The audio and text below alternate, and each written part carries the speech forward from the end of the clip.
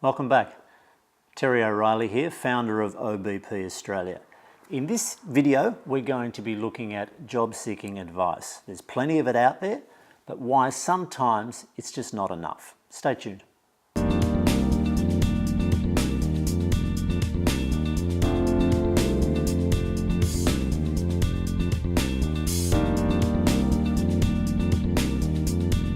So we're going to be looking at the difference between advice and counsel.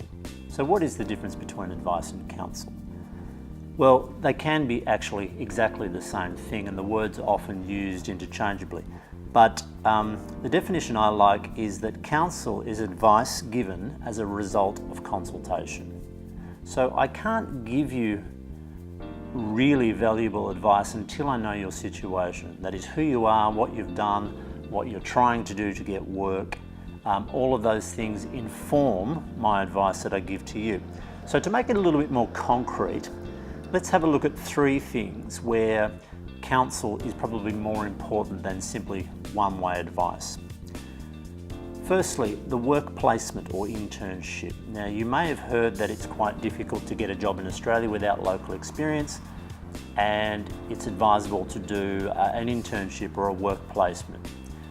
Well, that's not appropriate for everybody and unnecessary for most people. The vast majority of overseas-born professionals get work in Australia without any experience. So that's the first thing. But it may be useful for some people, and it may depend on many different things. So it could depend on your industry, your profession. It could depend on how much experience you have. It could also depend on things like the type of role you have, whether it's client-facing.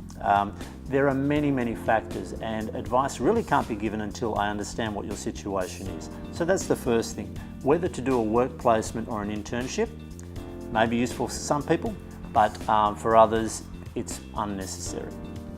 Secondly, interview question responses. I'm always being asked, what's the best answer to? Tell me about your weakness, or perhaps give me an example of a conflict you've had with your manager. Well, I can't give you an answer because your answers need to come from your experience.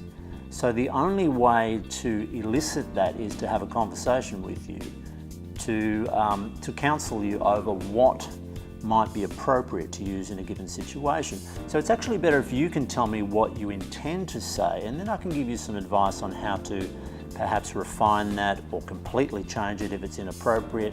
But again, I need to know what you've done and who you are before we can give you advice on those matters. So that's the interview question responses.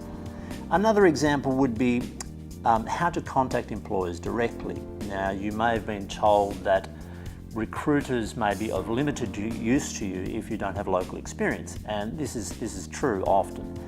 But how do you contact employers directly? I mean, you have to do it in a professional and culturally appropriate way, first of all. But how do you do that? Again, this depends on who you are, your profession, what your communication skills are like, what type of companies you're trying to approach. Do you have any contacts in those companies already? Can I introduce you to somebody in that company that could help with that introduction?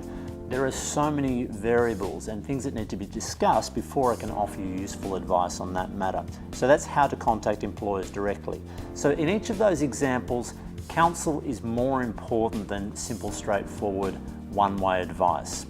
So I've jotted down a few things that I've said to clients over the past, just to make this more concrete.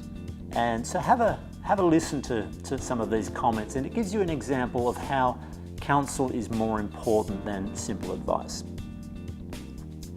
No, don't say that in an interview. It's better if yeah, that's a suit, but the colour is really not appropriate for this interview. At what point of the interview did you feel like you'd lost it? Let's do that differently next time. What are you going to say when the employer asks about your 2-year gap? You're taking too long to get to the point. Let's try to move through the STAR approach with momentum. If you do that in an interview, the employer will think you lack confidence. Your communication is an issue. Let's work on that. You're still not demonstrating by example what you've done that's relevant to the employer's needs. You can't use that same resume summary for this application. Instead, why don't you say, let's practice what you're going to say to the hiring manager when you call her on the phone. If you're going to email the hiring manager directly, why don't you say this instead? Tell me what you know about the company and I can suggest what else you need to do to prepare. Would you like me to introduce you to other telco engineers working in Australia? Tell me what you've done so far to find work and I'll show you how to modify your approach to get success. So there are a few examples of some things that I've said to my clients over the last 4 years. If you're having trouble getting interviews or progressing your career and you want some guidance and support, contact us. Go to the website obpaustralia.com.au, click Inquire Now. We'll get back to you within 24 hours to organise a time to have a chat about your options. See you next time.